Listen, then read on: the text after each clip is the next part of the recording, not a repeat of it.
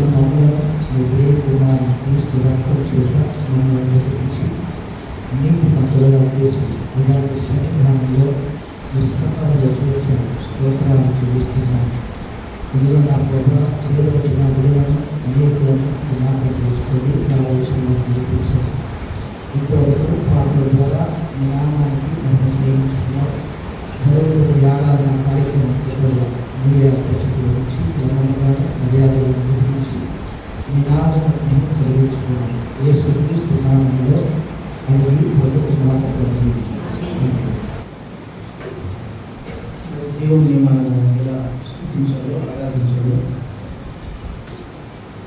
సహోదరుల ద్వారా మనం కలిగినాం.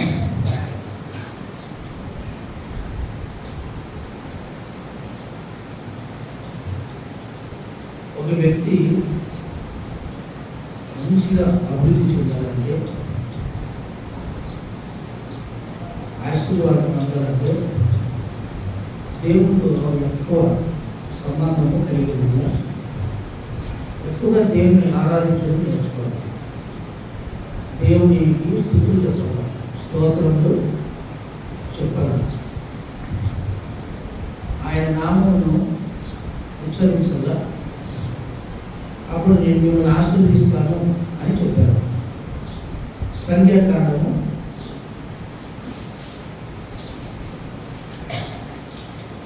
6వ అధ్యాయం 26వ వచనంలో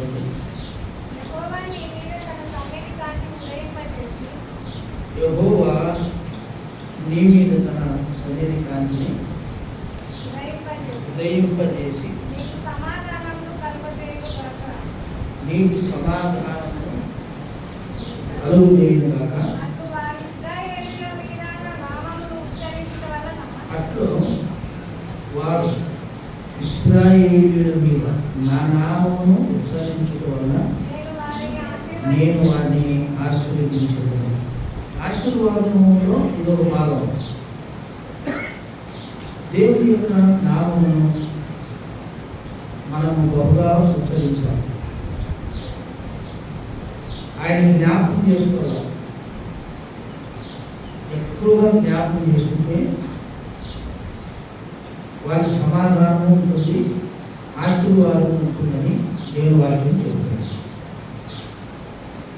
కాబట్టి దేవుని యొక్క నామమును వ్యర్థంగా ఉచ్చరించకూడదు. అది మనం పదార్థంలో చూస్తాం. దేవుని యొక్క నామమును వ్యర్థంగా ఉచ్చరించకూడదు. ఉచ్చరించుట అంటే అర్థమేమి?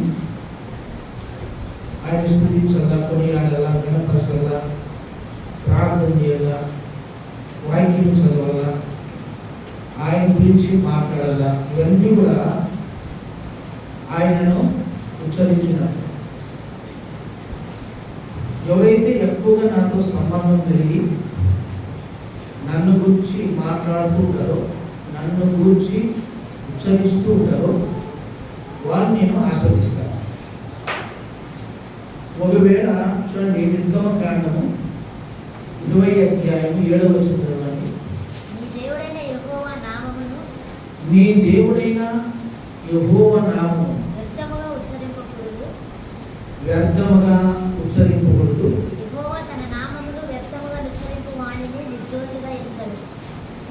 నిర్దోషిగా ఎంచడు, వ్యర్థముగా ఉచ్చరింపకూడదు. ఆశామాషిగా ఆయన నామమును వాడకూడదు, ఎగుతాళిగా. ఎందుకంటే ఆయన ప్రభువు మహోన్నతుడు, అన్ని నామముల కన్నా పైనామం కలిగి ఉన్నవాడు, సమస్తాన్ని సృష్టించిన దేవుడు, నిన్ను నన్ను నిర్మించిన దేవుడు. అందుకే మనము ఆయన నామమును వ్యర్థముగా ఉచ్చరింపకూడదు. ఒకవేళ మనం వ్యర్థంగా ఉచ్చరింపినట్లయితే అలాంటి వారిని ఆయన నిర్దోషిగా ఎంచడు, అంటే దోషి అని తీర్పు తీర్చబడతారు. కాబట్టి దేవుని యొక్క నామమును ఎప్పుడు కూడా వ్యర్థంగా మనము ఉచ్చరించవచ్చు. మత్తయి సువార్త 15వ అధ్యాయం 6-7 వచనాలు చదవండి.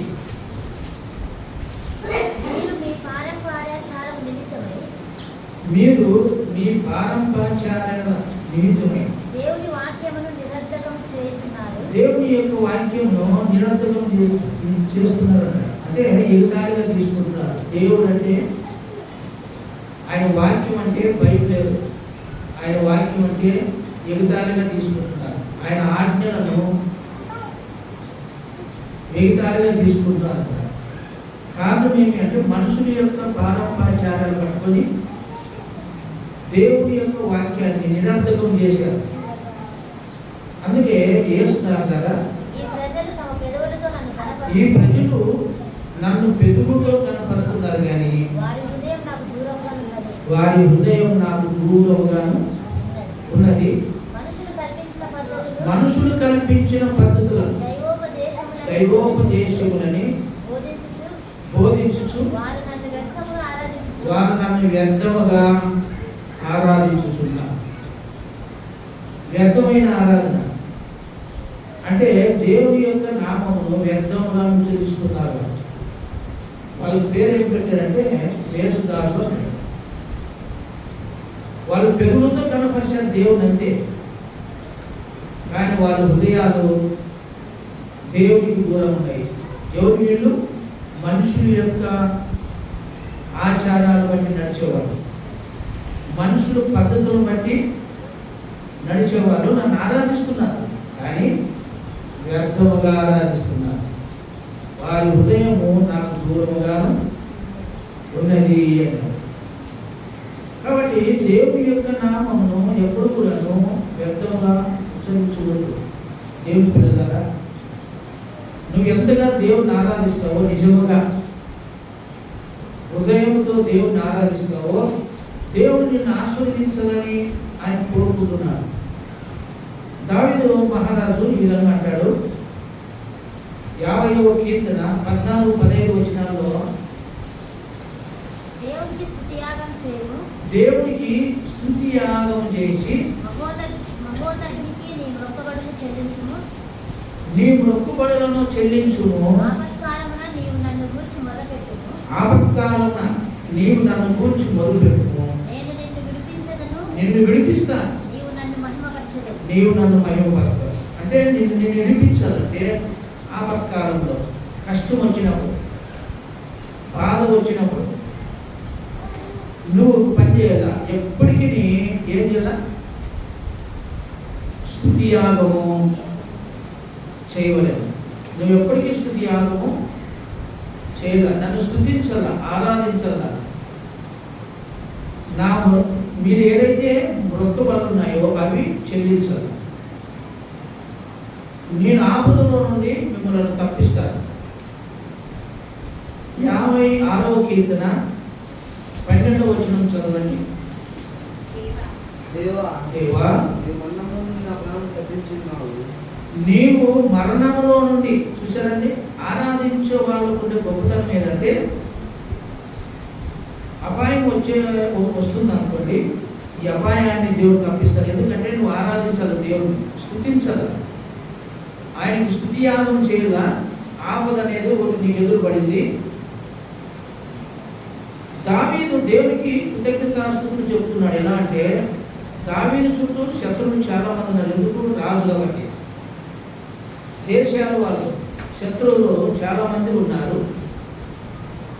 ఏడుగురు ఏకీభవించి మరి ఆయన చంపాలని ఆలోచన చేస్తున్నారు. శత్రువుల మధ్య ఉన్నాడు. దావీదుకి రౌతులు ఉన్నాయి, గుర్రాలు ఉన్నాయి, సైన్యం ఉంది, సైన్యాధిపతులు ఉన్నారు, ధనం ఉంది, వెండి బంగారులు ఉన్నాయి, అన్నీ ఉన్నాయి. కానీ దావీదు ఎవరి మీద ఆధారపడుతున్నాడు? ఎనగుండవు అమ్మ, ఎవరి మీద ఆధారపడుతున్నాడు? అన్నీ ఉన్నాయి, కానీ నా దేవుడు మరణంలో నన్ను రక్షిస్తాడు. అది దావీదుకు బాగా తెలుసు. అందుకే నేను ఆయనకు స్తుతి యాగం చేస్తున్నాను, ఆయనను పొగుడుతున్నాను, ఆయన నామమును ఘనపరుస్తూ ఉన్నాను, ఆయన నేను గొప్పగా చేస్తున్నాను. అందరికన్నా నేను ఆయన గొప్పగా చేస్తున్నాను. ప్రియమైన దేవుని బిడ్డలారా, ఇది మనం కలిగి ఉండాల. మన ఆరాధన ఎప్పుడు కూడా వ్యర్థముగా ఉండకూడదు, వేషధారణగా ఉండకూడదు, నటించేటట్లు ఉండకూడదు. మనము దేవునికి నిజమైన స్తుతి యాగము కలిగించే వారిపై ఉండాలి. ఆరాధనలో భాగము నూతన నిబంధనలో పౌలు చెప్తాడు. ఎఫెసీ పత్రిక 5వ అధ్యాయం సంఘాన్ని చెప్తున్నాడు. నూతన నిబంధనలో 15 నుంచి 21 వరకు చదవండి. దినములు చెడ్డవి కనుక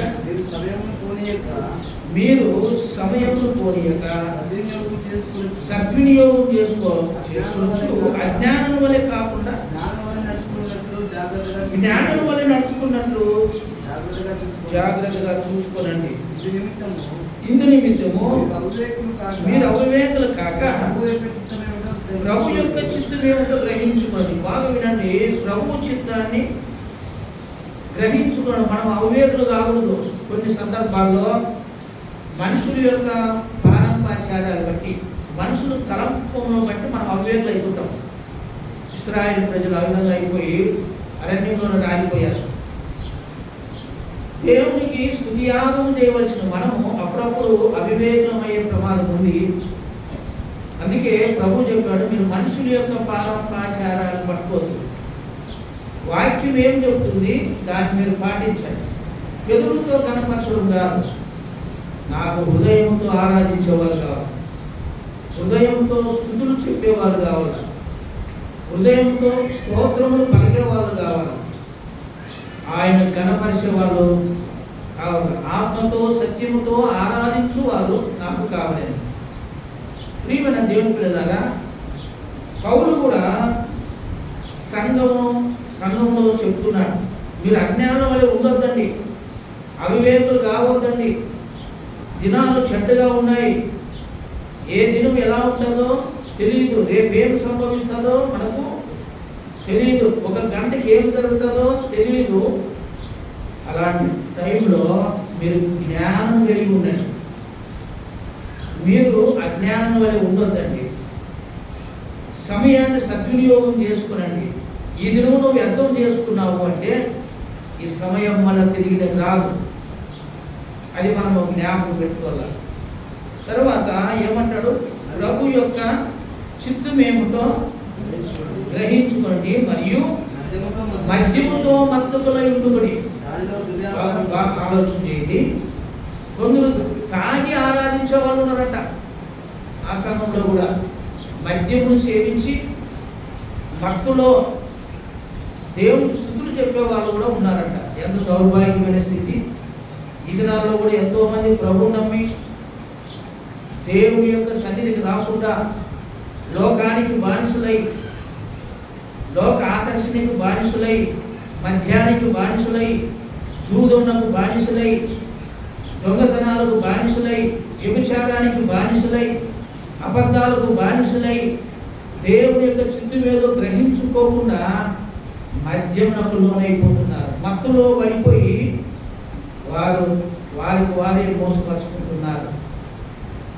దేవుని పిల్లలే కానీ దేవుని ఎలా ఆరాధించాలో, ఆయన ఎట్లా స్తుతించాలో తెలియని స్థితిలో మత్తులై ఉన్నాడు. అందుకని మీరు మద్యంతో మత్తులై ఉన్నారు. దానిలో ఏముంది? దుర్యాపారం అంటే ఏమి? దుర్యాపారం అంటే ఏమి? మద్యంలో ఏముందమ్మా? దుర్యాపారం ఉంది. తన ఆస్తి అంతా కూడా దేని వల్ల పాటు చేశాడు చిన్న కుమారుడు? దుర్యాపారం వల్ల. దుర్యాపారం అంటే దాంట్లో అన్నీ ఉన్నాయి, ఎన్ని పాపము లేదు. భూలోకంలో ఎన్ని పాపాలు ఉన్నాయో అన్ని పాపాలు కలిపి ఏమన్నారంటే దుర్యాపారం అన్నారు. ఏం వ్యాపారం?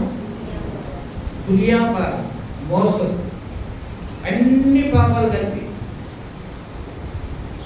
ఈయన ఏమంటున్నాడంటే ఆరాధించే మనము, సంఘ బిడ్డలమైన మనము, దేవుని నమ్ముకున్న మనము ప్రభు యొక్క చిత్తం ఏదో గ్రహించి మద్యముతో మత్తులై ఉండుకొని. దానిలో ఏముంది? దుర్వ్యాపారం కలదు. అయితే ఇక్కడ ఒక మాట చెప్తున్నాడు, ఆత్మపూర్ణులై ఉండండి. ఆత్మపూర్ణులై ఉండండి. ఆత్మతో సత్యముతో ఆయన ఆరాధించినట్లు ఆత్మపూర్ణులై ఉండండి. ఒకరికొకడు చూసారా, ఒకరికొకడు కీర్తనలతోనూ సంగీతములతోనూ ఆత్మ సంబంధమైన పాటలతోనూ హెచ్చరించుచు. ఇక్కడ బాగా వినండి, ఆరాధనలో ఇది కూడా ఒక భాగమే. ఇప్పుడు సహోదరుడు శ్యామ్ ఒక వాయిద్యం చూపించారు. ఆరాధనలో సంగీత వాయిద్యములు కూడా ఒక భాగమే. ఎట్లా ఎట్లా ఎట్లా వాయించాలంట, ఎట్లా పాడాలంట? ఆత్మ సంబంధం ఉండాలి.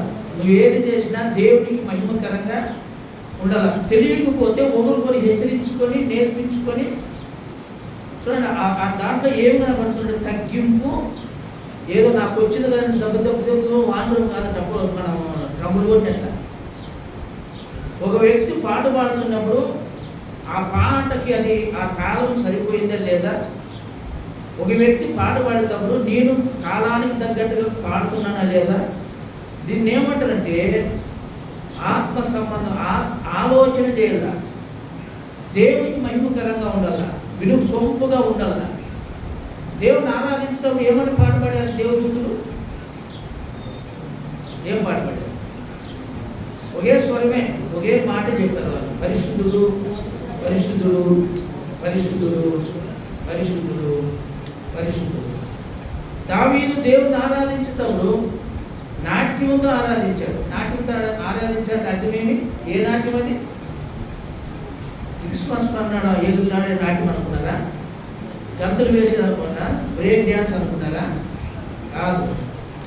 ఆయన అలా ఊగుతూ అలా ఒక కాళ్ళని అట్లా ఇట్లు కదులుతూ నాట్యం చేసి దేవుని ఆరాధిస్తుంటే దేవుని ఆత్మ నింపబడిందంట. అట్లా ప్రియమైన దేవుని పిల్లరా, ఇక్కడ ఏమంటాడంటే మనం నేర్చుకోవాలనుకున్నప్పుడు సంగీతముతో ఆత్మ సంబంధమైన కదా పాటలతోనూ, ఆత్మ సంబంధమైన పాటలు, పిచ్చి పిచ్చి పాటలు పాడకూడదు. ఇతరులకు అర్థం లేని పాటలు పాడకూడదు. ఇతరులు నేను పాడుతున్నాడు వింటున్నారా లేదా, అది అసలు వాళ్ళకి ఈ పాట అర్థమైందా లేదా, ఈ మాటలో ఏముంది అని గ్రహించి ఆత్మ సంబంధమైన పాటలు పాడాలి. తర్వాత మనము హెచ్చరించుకోవాలంట. ఒకవేళ లైన్ తప్పిపోతే మళ్ళీ ఓడుకోరు హెచ్చరించుకోవాలి. అది అలా కాదు, ఇలా ఇలా ఇలా చేయాల, ఇలా పాడాల, ఇలా కొట్టాల, హెచ్చరించుకోవడం. తర్వాత మీ హృదయములలో ప్రభువును గూర్చి పాడుచు కీర్తించుచు, ప్రభువును గూర్చి పాడుచు కీర్తించుచు మన ప్రభు అయిన యేసు క్రీస్తు పేరుట సమస్తమును గూర్చి తండ్రి అయిన దేవునికి ఎల్లప్పుడూ చూసారు కృతజ్ఞతాస్తుతులు చెల్లించుడి. ఇది రావాల ఎప్పటికీ. మనము ఏది చేసినా దేవునికి కృతజ్ఞతంగా ఉండాలి కదా. ఇప్పుడు 81 కీర్తనలో చెప్పినప్పుడు 2-3 వచనాలు ఏం రాయబడింది? సహోదరుడు చదివించాడు కదా, ఏం రాయబడిందమ్మా? మనకు బలమైన దేవునికి ఆరాధన చేస్తాడు. మనకు బలమైన దేవునికి, సృష్టికర్త అయిన దేవునికి ఆనందగానము చేయండి, ఉత్సాహధ్వని చేయండి. ఏమెత్తాలా? కీర్తన పాట ఎత్తాలా. పాట ఎట్లా ఎత్తాలా? పాట ఎత్తితేనే గిలుగు తప్పుడు కొట్టండి, పట్టుకోండి. తర్వాత స్వరమండలమును సితారతోను వాయించుడి. అమావాస్య నాడు కొమ్మ ఊదండి, పుణ్యమి నాడు కూడా కొమ్మ ఊదండి. నేను ఒకటి గ్రహించాను. ఈ వాక్యం నాకు జ్ఞాపకం వచ్చినప్పుడు మన గాస్పలాల్లో కానీ జహోసు మందిరం అవుతుంది అనంతపూర్లో, రామచంద్రంలో. ఏ పండుగ వచ్చినా కూడా ఆ రోజు కూడుకుంటుంది చర్చిలో.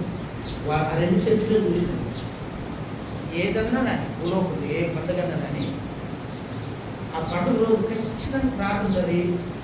అందరూ ఉంటారు, విశ్వాసం అందరూ, చిన్న పిల్లలు మొదలుకొని యూత్ ముఖ్యంగా వాళ్ళంతా ఉంటారు. కానీ మీరు ఎందుకు పెడుతున్నారని నేను అనుకునేవాడిని. ఏదో వాళ్ళు వంటలు చేసుకొని తిని సంతోషంగా వండుకోకుండా ఇప్పుడు ఈ రోజులు ఇట్లా ప్రార్థన పెట్టేవాళ్ళు అనుకున్నాను. నేను కూడా నేను నా భార్య కూడా వినము ప్రార్థనకి రాసుకోవాలని ఆ పండుగ రోజున పోతే పండుగ రోజు పెట్టు పెద్ద ఆయన అడిగాను, ఎందుకు ఈరోజు అంకుడు అని ఆయన అడిగాను. ఆయన అన్నాడు, మనం కొమ్ము కూదన్నయ్యా. గ్రంథము 2వ అధ్యాయం 3 నుంచి చదవండి.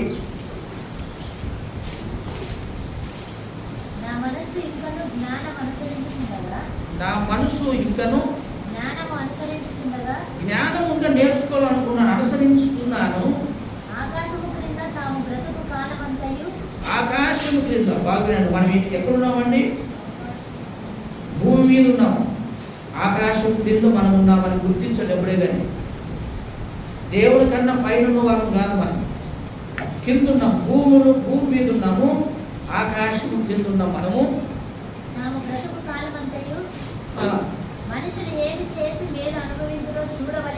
మనుషులు ఏమి చేసి మేలు అనుభవించుతురో చూడవలని తలంచి నా దేహము ద్రాక్షారసము చేత సంతోషపరుస్తుందని అనుకుంటే అయ్యా ఏమనుకున్నాడంట? ఈ ప్రసంగి ఏమనుకున్నాడంట? సొలొమోను రాజు, నేను సంతోషంగా ఉండాలనుకుంటే ద్రాక్షారసం నా శరీరం అంతా నింపుకోవాలనుకున్నాడు. అంటే నేను త్రాగితే సంతోషంగా ఉంటాను నన్ను అనుకుంటుని. తర్వాత ఏమన్నాడు? మతిహీనత యొక్క సంగతి అంతయు గ్రహించుననియు నా మనసులో నేను యోచన చేసుకుంటుని. నేను గొప్ప పనులు చేయకూనుకుంటుని. అంటే లోకంలో ఒక మంచి పేరు సంపాదించుకోవాలా, ఒక కీర్తి సంపాదించుకోవాలా, నా పేరు ప్రపంచమంతా నిలబడిపోవాలని ఒక గొప్ప పని చేయాలని కూనుకున్నాడంట సొలొమోను రాజు. దేవుని కన్నా గొప్పగా నా పేరే కీర్తించబడాలని అనుకున్నాడంట. నా పేరు మోగిపోవాలని, నా పనులు గొప్పగా ఉండాలని నేను చూసుకుంటుని. నా కొరకు ఇండ్లు కట్టించుకుంటుని, ద్రాక్ష తోటలు నాటించుకుంటుని, నా తోటలను శృంగార వనములను చేయించుకొని వాటిలో సకలమైన ఫలవృక్షములు నాటించుతుని. వృక్షములను నారమలను నీరు పారుడికై నేను చెరువులు త్రవ్వించుకుంటుని. ఆయన తోటల మధ్యలో ఒక చెరువు పెట్టుకున్నాడంట. చెరువులో నీళ్లుంటే నా తోటలన్నీ బావులన్నీ సంపూర్ణంగా బాగా నీళ్లుంటాయి. మంచి మంచి పూలు ఫ్లవర్స్ పెట్టుకున్నాడంట. శృంగారంగా ఆ తోట అంటే ఊరినే అదరాబిది లేదంటే ఆయన తోట ఎట్లుంటాయంటే చూడడానికి వెళ్తారంట. ఆ తోట ఎట్లుందో కదా మన జనాలు.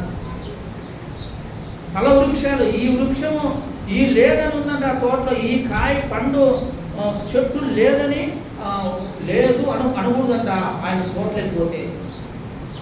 విస్తారమైన తోటలు, విస్తారమైన ఇండ్లు కట్టించుకున్నాడంట. అంత మాత్రమే కాదు, విస్తారమైన స్త్రీలను పెళ్లి చేసుకున్నాడంట. ఆయన చెప్పే సాక్ష్యం ఏమంటే, పనివారిని పనికెత్తును సంపాదించుకుంటుని, నా ఇంట పుట్టిన దాసీలు నాకుంటుని, యెరూషలేమునందు నాకు ముందుండిన వారందరికంటే ఎక్కువగా మందులను చూసారా. యెరూషలేము పట్టణంలో ఎవరికి లేదంటే మందులు, పశువుల మందులు అయితేనేమి, ఎనుగోట్లు అయితేనేమి, గొర్రె మేకల మందులు అయితేనేమి అన్నీ ఉన్నాయంట. అక్కడ సంపాదించుకుంటున్నాడంట ఈయన. వెండి బంగారములను రాజులు సంపాదించు సంపదను ఆయా దేశంలో దొరుకు సంపత్తును కూర్చుకుంటుని, నేను గాయకులను సమకూర్చుకుంటుని. అయ్యా నిద్ర రాకపోతే పాటలు పాడేవాళ్ళు, సంగీత వాయిలను వాయించేవాళ్ళు. ఆయన నిద్ర వచ్చేదంట చెలికెత్తులను సమకూర్చుకున్నాడు, గాయకులను సమకూర్చుకున్నాడంట టైం పాస్ కొరకై. తర్వాత ఏమైంది? బహుమంది ఉపపత్తులను ఉంచుకుంటుని, నాకు ముందు యెరూషలేమున్న వారందరికంటే నేను గనుడై అభివృద్ధి నొందితుని. యెరూషలేములో అందరికంటే నేను గనుడుగా పేరు పొందాను. నా జ్ఞానం నన్ను విడిచిపోలేదు. నాకు ఈ దేవుడు మంచి జ్ఞానం ఇచ్చాడు, నా జ్ఞానం నన్ను విడిచిపోలేదు. నా కన్నులు ఆశించిన వాటిలో నేను ఏదైతే చూస్తున్నానో, నా నా కంటికి ఏదైతే కనపడుతుందో దానివల్ల నేను ఆశించాను. నా కంటికి కనపడిన దాన్ని నేను విడిచిపెట్టలేదు. మరియు నా హృదయము నా పనులను బట్టి సంతోషకరమైన ఏది అనుభవించుకున్న నేను నా హృదయంలో నిర్బంధించలేదు. ఇదే నా పనులన్నిటి వల్ల నాకు దొరికిన భాగము. ఇప్పుడేమంటున్నాడు?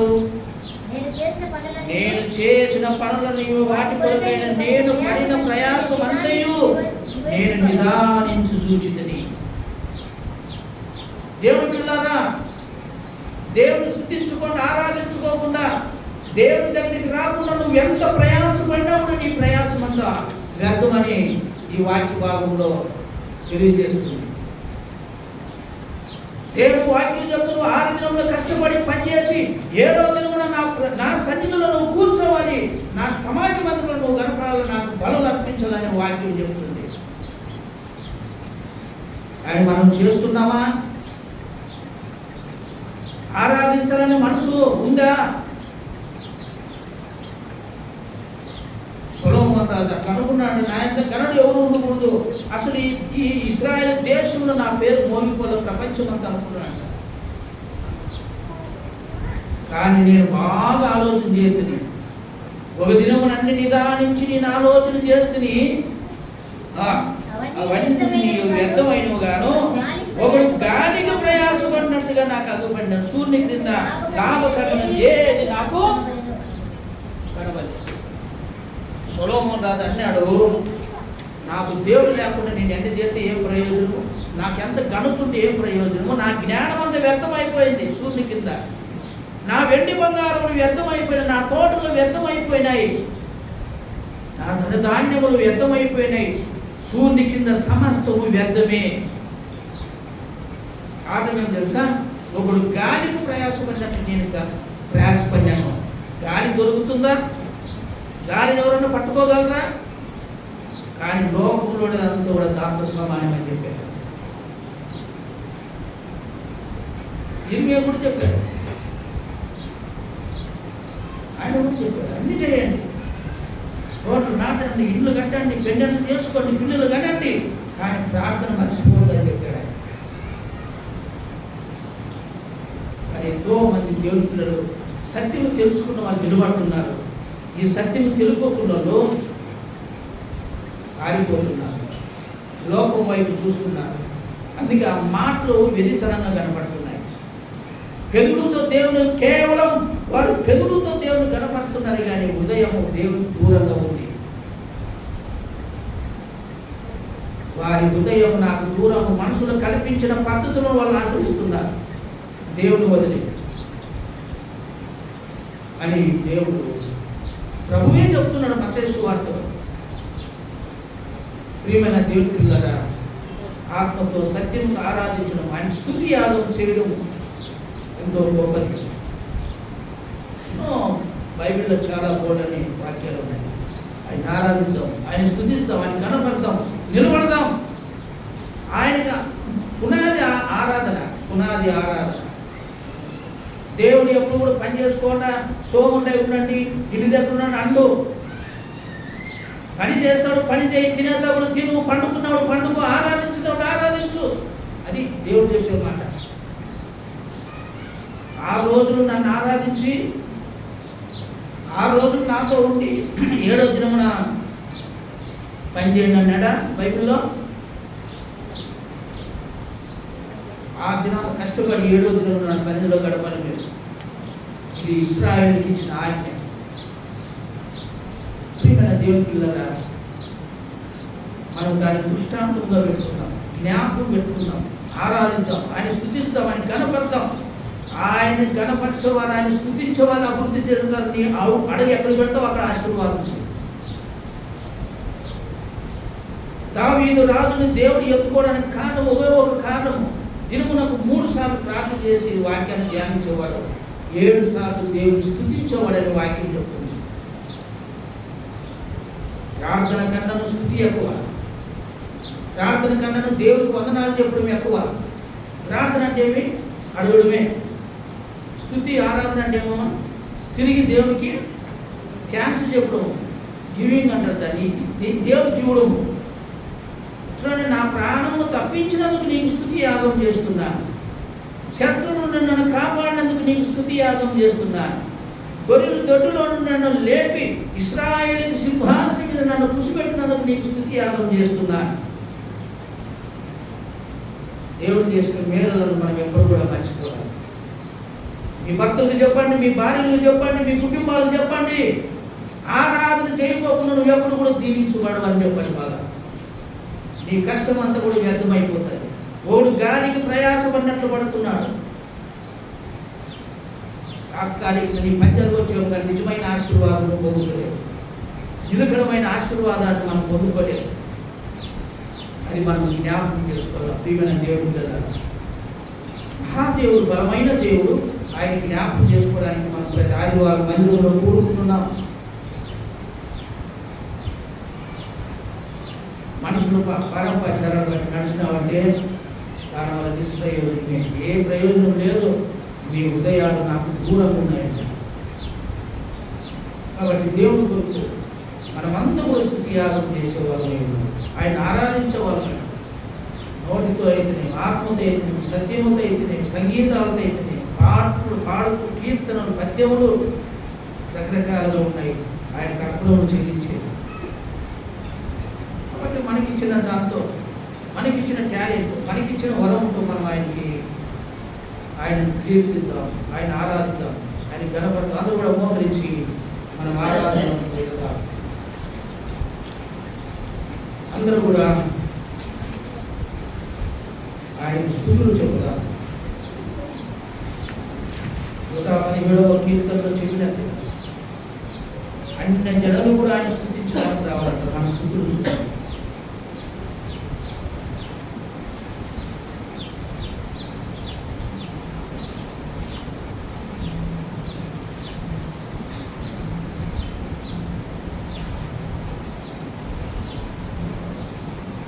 ఆత్మతో సత్యంతో మనం ఆయన్ని జ్ఞాపకం చేసుకుంటాం. ఎదురుతో కాదు సుమి, దేవుని వాక్యం చెప్పబడిందని కాదు, నిజంగా మనము ఆయన ఆరాధించడానికి దేవుని మందిరానికి వచ్చాం. యెహోవా కృప మన ఎడల ఎచ్చుగా ఉన్నది. ఆయన విశ్వాసత నిరంతరం నిలుచును. కాబట్టి సమస్త అన్ని జనులారా యెహోవాను స్తుతించుడు. సర్వజనములారా ఆయన కొనియాడండి. యెహోవాను స్తుతించుడు. ఆయన స్తుతి ఎంతో గొప్పది.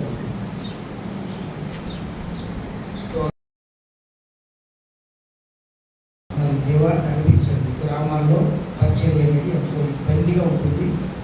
ఆయన మీ కృప మా మీద ఉంది కనుక గొప్పగా కార్యం జరిగించే దేవుడు ఈ గ్రామం అంతా రక్షణ పొందాలా సహాయం చేయండి. ఇదిగో నా కృప మమ్మల్ని బలపరచండి, భద్రపరచండి. మొదట మేము మంచి సాక్ష్యం కలిగి మరి పునాది బాగుంటే మరి పైన ఏది కట్టినా అది నిలబడుతుందని ఈ లేఖనాలు చెప్తున్నాయి. మా దేవాలయ సండే స్కూల్ అనేది పునాది లాంటిది. అది భద్రంగా మరి పిల్లలు హృదయాల్లో, మైండ్లో పడిపోవాలా. అలాగే యవనస్తులు చుట్టుపాటు కాకుండా యవన కాలంలో హోమ్ కాడి మూలంగా ఎంతోమంది అలక్షలుగా తిరిగి జీవితాలు పాటు చేసుకుంటున్నారు. అలాంటి స్థితిలో తప్పించి వాక్య బయలులో నడిపించడానికి సహాయం చేయండి. వారసులను బలంగా వాడుకోనండి.